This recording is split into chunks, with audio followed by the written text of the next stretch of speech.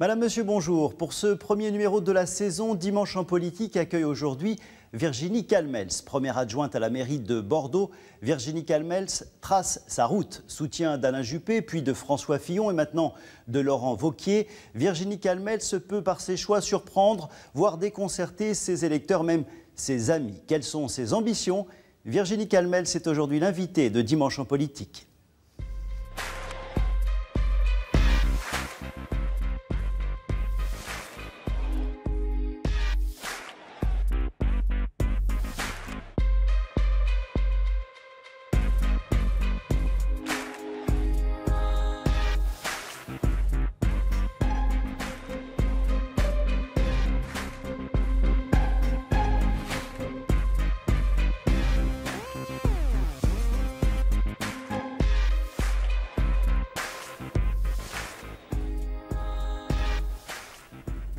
Virginie Calmels, bonjour. Bonjour Franck Omer. Merci d'avoir accepté l'invitation de Dimanche en politique. Virginie Calmels, votre avenir politique est-il toujours à Bordeaux?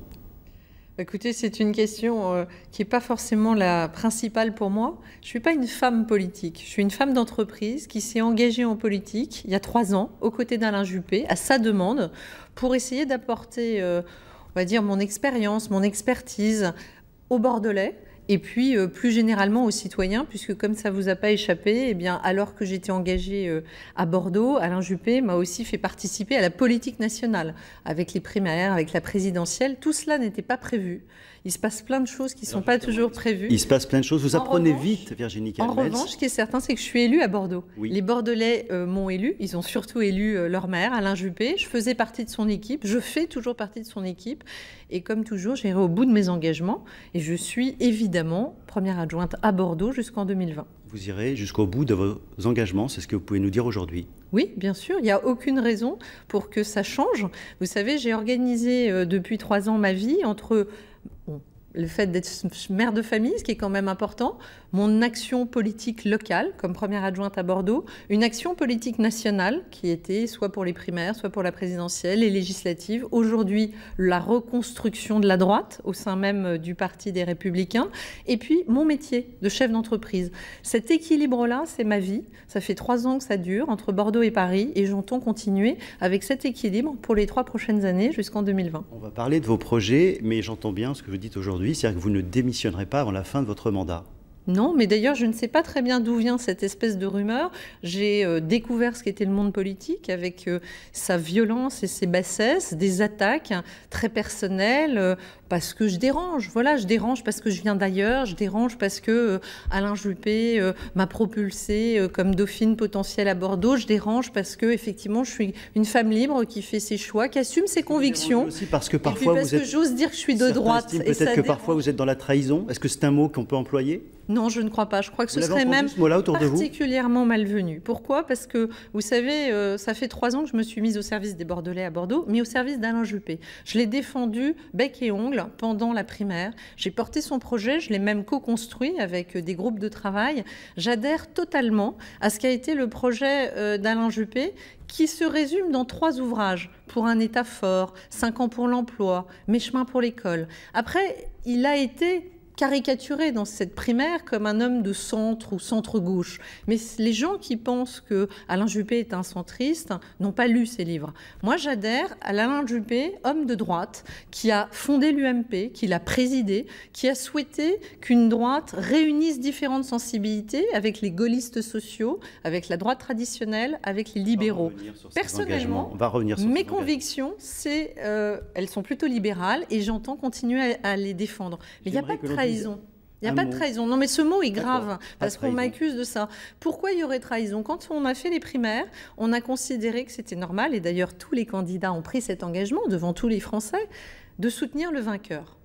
Et si je me suis retrouvée dans l'équipe de François Fillon, c'est à la demande d'Alain Juppé et de François Fillon qui se sont mis d'accord pour que je représente les juppéistes au sein de ce qui s'appelait le comité politique. Moi, je ne savais même pas ce que c'était. Vous voyez, je viens de l'entreprise, je n'étais pas encartée depuis longtemps au parti, je ne savais pas ce qu'était ce comité politique. Je l'ai vu comme une marque de confiance d'Alain Juppé pour que je représente les juppéistes dans ce comité. J'ai fait campagne, comme tous les gens de droite qui avaient envie que la droite reprenne le pouvoir dans ce pays pour porter un vrai projet d'alternance et surtout peut s'arrêter sur ce point-là. Vous avez soutenu Alain Juppé lors des primaires, puis François Fillon, vous venez de le dire, lors de la présidentielle. Et heureusement, beaucoup de gens de droite comme moi. Aujourd'hui, vous soutenez Laurent Wauquiez pour la candidature à la présidence des Républicains. Est-ce que vous pouvez comprendre qu'il y a là un grand écart qui peut être parfois difficile à comprendre par certains, notamment par vos soutiens? Non, en fait, je pense que là encore, il faut sortir des caricatures et de ce qu'on veut faire dire aux gens qu'ils n'ont pas dit. Donc, je vous remercie de me donner la parole. Ça va me permettre de vous expliquer ma démarche. Ma démarche, elle est qu'au sein de la famille de la droite, il faut stopper les divisions. Il faut arrêter d'être la droite la plus bête du monde. On voit bien que les divisions, elles naissent d'abord et avant tout d'ambition personnelle. C'est parce que tel ou tel veut être candidat en 2022 qui s'oppose à tel ou tel autre qui pourrait être candidat en 2022. Moi, je n'ai pas l'intention d'être candidate à la présidentielle en 2022. J'ai plutôt envie de reconstruire, d'essayer, si vous voulez, que cette droite, elle s'unisse au lieu de se diviser. Ça n'a échappé à personne que je n'ai pas la même ligne politique exactement que Laurent Wauquiez. C'est juste une évidence. On n'est pas d'accord sur tout. Moi, j'arrive avec ce que je suis, c'est-à-dire la femme, chef d'entreprise, engagée en politique depuis 3 ans, qui n'a pas changé de conviction. Qu'est-ce qui ne vous plaît pas ? Qu'est-ce qui ne vous plaît pas chez Laurent Wauquiez dans son programme aujourd'hui ? Sur le sociétal, on n'est pas d'accord. Je n'étais pas d'accord avec François Fillon non plus sur la partie sociétale. Mais je considère que le sociétal n'est pas le centre même de la politique. Je pense. Sociétal, vous pouvez prendre des exemples de points que vous aimez voir évoluer chez sur l'affiliation, par exemple, dans le projet de François Fillon, il y avait un point spécifique. Dans le projet d'Alain Juppé, il n'y avait rien sur le sociétal. Il n'en avait pas fait un marqueur spécifique avec une mesure spécifique. Moi, en ce qui me concerne, je pense que là, il y a une ligne pas de fracture, mais de différence. Et c'est vrai que je n'adhère pas exactement à la ligne sens commun. Pour autant, que si je regarde bien, y compris à Bordeaux, ou y compris dans la région Nouvelle-Aquitaine quand j'étais moi-même tête de liste, ou y compris Laurent Wauquiez dans sa région Auvergne, on fait l'union des sensibilités. Et regardez bien de qui compose ces équipes, ça va du MoDem à Sens commun. Ça veut bien dire qu'il faut être rassembleur à un moment donné de sensibilités qui ne sont pas exactement les mêmes. La famille de la droite, si elle ne parle pas d'une voix, si elle ne s'unit pas, on va laisser... pas d'une voix en ce moment. On voit bien que pour cette présidence, c'est bien le problème. Il y a Valérie Pécresse qui est candidate. Il y a différents candidats. Elle n'est pas candidate à la présidence des Républicains. En tous les cas, elle crée un parti qui s'appelle Libre. On voit, vous avez créé Droite Libre. Oui. On voit que Thierry Solaire a d'autres ambitions. Oui, mais oui, c'est des ambitions personnelles dont vous me parlez. Est-ce que ce parti ne risque pas d'éclater à ce stade ? Je crois que beaucoup de gens attendent ça. Il y a même, ça a même été pas masqué. Emmanuel Macron a dit « j'ai fait exploser la gauche et j'entends faire exploser la droite de la même façon ».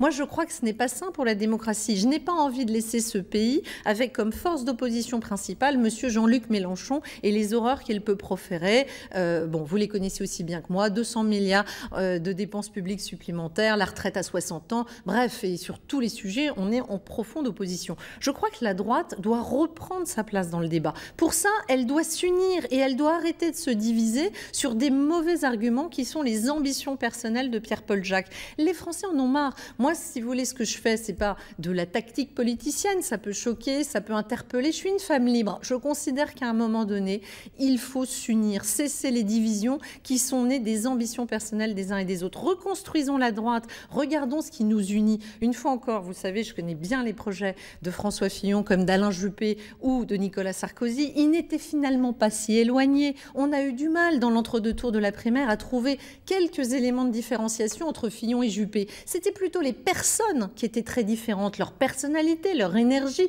leur façon d'incarner même leur projet.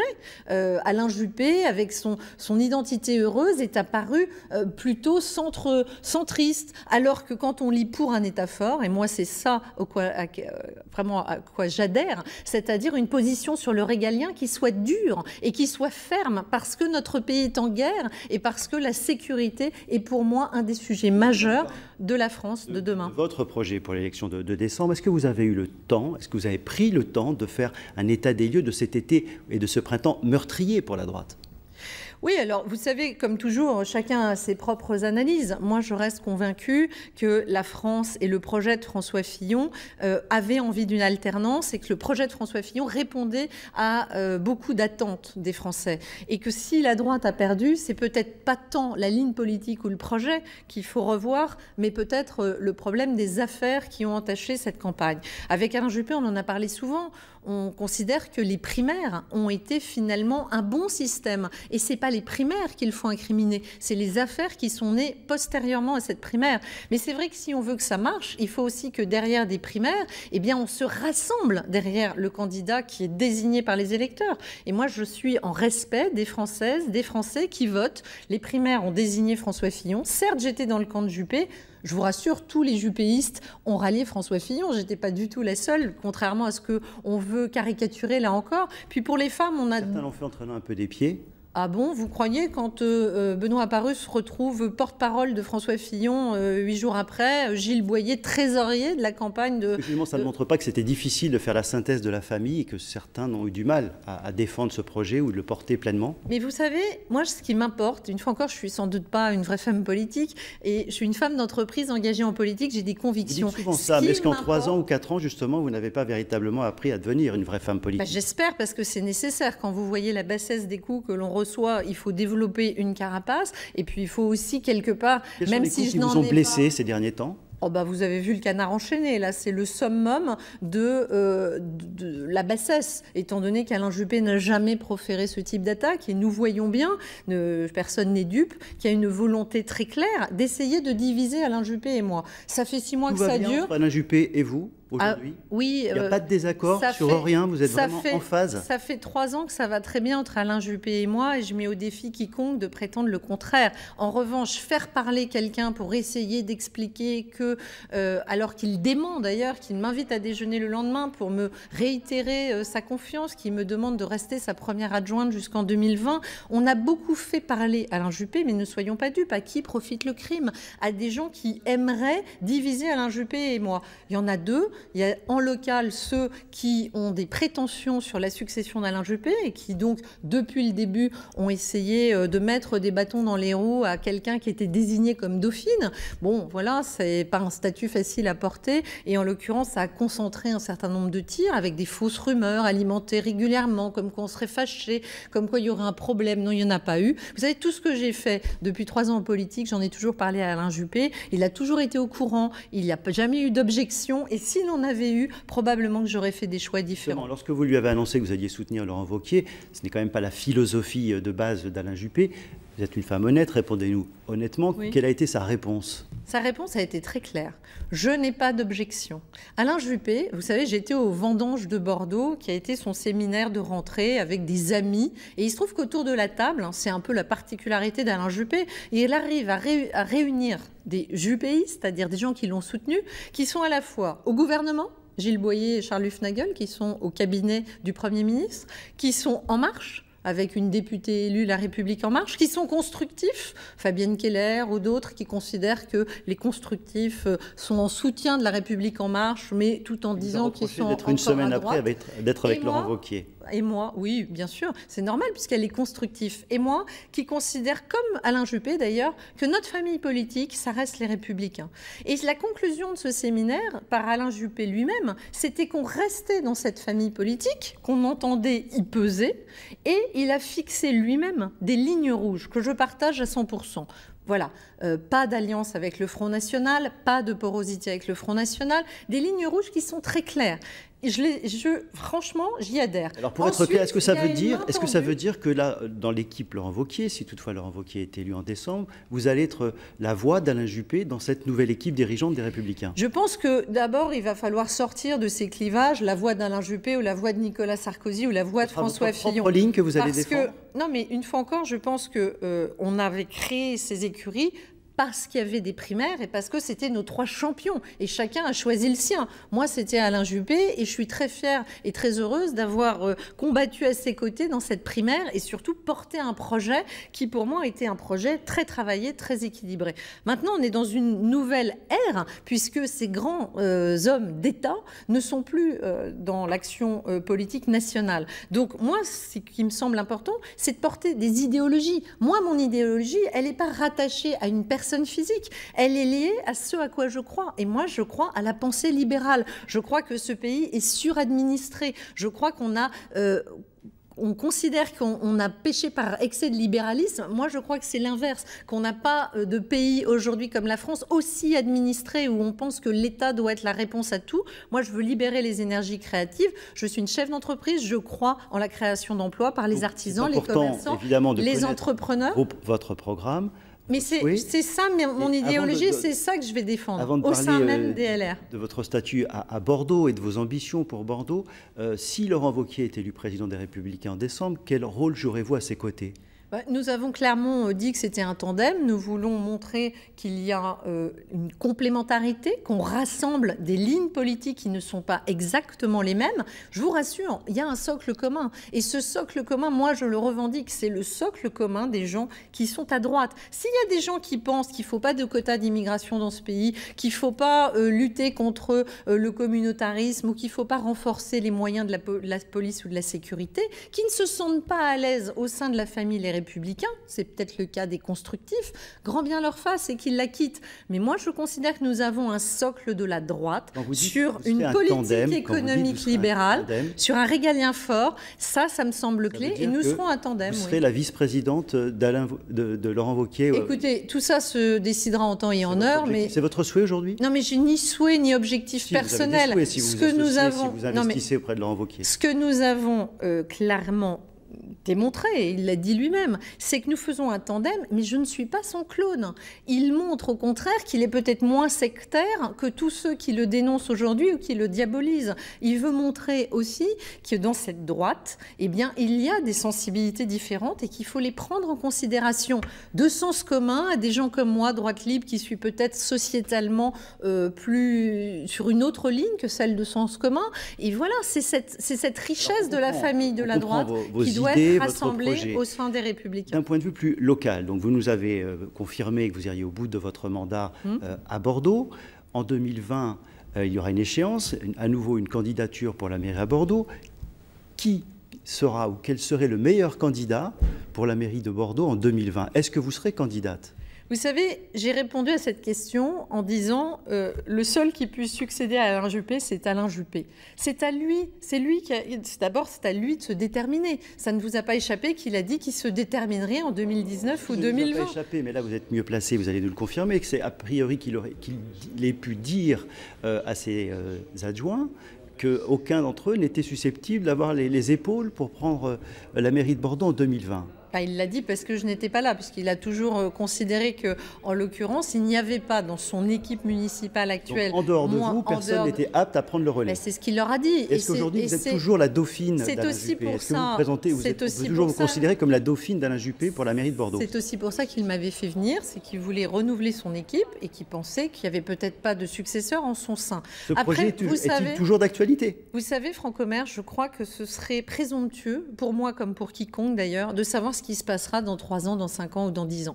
Moi, j'ai jamais fait de plan de carrière, mais... Est-ce que vous avez envie d'être maire de Bordeaux ? Si vous me permettez, l'expérience passée... Elle est essentielle, il faut que vous ayez envie de le faire. Les 3 ans écoulés m'ont démontré que rien ne se passait comme prévu. Je laisse d'abord et avant tout à Alain Juppé, et je trouve que c'est respectueux, et moi, je trouve très indécent cette façon qu'ont eu certains, notamment dans l'équipe municipale, de systématiquement vouloir se positionner dans une succession. Je ne suis pas venue pour ça. Moi, je vous ai expliqué ce qu'était mon équilibre de vie. Mais mon équilibre de vie, j'entends... Les électeurs ont envie de savoir ce qui va se passer dans 3 ans. Vous croyez que dès maintenant, alors qu'Alain Juppé a dit lui-même qu'il se déterminerait en 2019-2020, pourquoi voulez-vous que moi je réponde ? C'est d'abord à lui, et avant tout à lui, de déterminer déjà ce qu'il aura envie de faire, lui. Ensuite, moi, à titre personnel, effectivement, il m'avait positionné comme dauphine à un moment donné où ça ne vous a pas échappé, il était aux portes de l'Élysée. Maintenant, ce n'est n'est plus le cas, le contexte a changé. Moi-même, ça fait 3 ans que je fais de la politique, j'apprends, comme vous le dites, j'apprends tous les jours de ce qu'est ce monde, d'une très grande violence. J'aspire aussi à avoir une vie équilibrée. Donc quel sera mon choix dans 3 ans? Peut-être de ne pas briguer la mairie de Bordeaux, parce que je voudrais conserver, au-delà d'un mandat d'adjointe au maire, c'est-à-dire d'un engagement politique local ou national, une vie de femme chef d'entreprise, qui n'est pas compatible avec un mandat de maire à plein temps. Que votre vie sera plus du côté de Paris maintenant que de Bordeaux? Vous savez, ça fait 3 ans que j'équilibre mon temps entre Paris et Bordeaux et ça va continuer. J'ai, comme je vous l'ai dit tout à l'heure, réparti ma vie entre ma vie de mère de famille, ma vie de chef d'entreprise, ma vie en politique locale et en politique nationale. Et tout ça, c'est fait entre Paris et Bordeaux. Ça va continuer, ça n'a pas de raison de changer jusqu'en 2020. Après, vous savez, on verra. Moi, je ne suis pas là pour faire des plans sur la comète. Ce qui est certain, je viens de vous répondre, je crois, assez clairement, c'est que c'est d'abord et avant tout à Alain Juppé de se prononcer, qu'ensuite, moi-même, j'ai mes impératifs de vie personnelle, d'envie personnelle. Peut-être que j'aurais envie d'arrêter la politique et de ne faire plus que de l'entreprise à temps plein. Peut-être au contraire que je voudrais continuer, mais dans un mandat de première adjointe ou d'adjointe au maire qui est compatible avec ma vie de chef d'entreprise. Peut-être au contraire que je me dirais que je ne veux plus faire que de la politique. Vous savez, ma vie m'a montré en 20 ans que j'avais eu beaucoup de chance d'avoir des expériences très riches. Ce qui est certain, c'est que je ne me projette pas et que je n'ai pas de vision claire de ce que seront les échéances ou ce qui peut se passer dans ma vie à plus de 3 ans. Il nous reste 6 minutes dans cette émission. J'aimerais qu'on parle des dossiers locaux. Oui, avec plaisir. Vous investissez beaucoup pour le développement de cette ville au niveau de l'emploi, de la stratégie économique. La ligne LGV est arrivée à Bordeaux le 2 juillet dernier. Est-ce que vous mesurez déjà l'impact de l'arrivée de cette ligne ? Écoutez, je suis contente de voir déjà, parce que je l'ai dit plusieurs fois, que notre objectif, il était de faire grossir le gâteau dans le transport, c'est-à-dire que la LGV ne vienne pas obérer le développement de notre aéroport et de ses lignes aériennes. Et c'est ce qui est en train de se passer, c'est-à-dire qu'on a, quand on observe les chiffres, on a un aéroport qui se porte bien, des lignes aériennes qui continuent à bien se porter, et à côté de ça, une nouvelle offre qui est cette LGV à 2 heures de Paris. Bien sûr que ça va avoir des répercussions. Pourquoi? Parce que maintenant que c'est là, que c'est tangible, que c'est concret, moi vous savez j'aime bien les choses concrètes, eh bien les décideurs eux aussi peuvent prendre des décisions d'implantation à Bordeaux parce qu'ils savent que cette LGV est là. Vous ressentez des ambitions de chefs d'entreprise de venir encore plus s'installer à Bordeaux? Bien sûr, c'était déjà le cas, on l'a déjà vu sur les dernières années. Moi ça fait 3 ans que je m'emploie à discuter avec des décideurs notamment parisiens, pour qu'ils s'implantent à Bordeaux, parce que je crois que la ville offre aujourd'hui toutes les capacités d'accueil et surtout de qualité de vie attendues par bon nombre et de dirigeants et de salariés. Et donc oui, j'en ai des exemples. Tout n'est pas directement lié à la LGV, c'est un tout, vous savez. C'est le fruit de la transformation de Bordeaux portée par Alain Juppé depuis 20 ans. C'est la beauté de cette ville, c'est son attractivité, c'est son épanouissement économique qui est en train de se poursuivre. Conséquence très claire, notable depuis plusieurs années, mais qui s'accélère ces derniers mois, c'est l'augmentation du prix de l'immobilier. Un point positif pour certains, un point très négatif pour d'autres. Comment gérer au mieux cette situation? Vous savez, je suis présidente de l'établissement public d'aménagement Bordeaux-Atlantique qui va construire 2 500 000 m². La réponse au risque de hausse des prix, c'est le fait de construire davantage. C'est tout simplement une adéquation entre l'offre et la demande. Plus vous avez de demande, plus vous avez un risque que les prix augmentent. Si vous augmentez l'offre, c'est-à-dire si vous construisez, si vous développez les mètres carrés à Bordeaux, à ce moment-là, vous pouvez espérer réguler un peu les prix du marché. C'est ce que nous allons faire. C'est parce que Bordeaux est très dynamique, mais offre encore un foncier disponible important.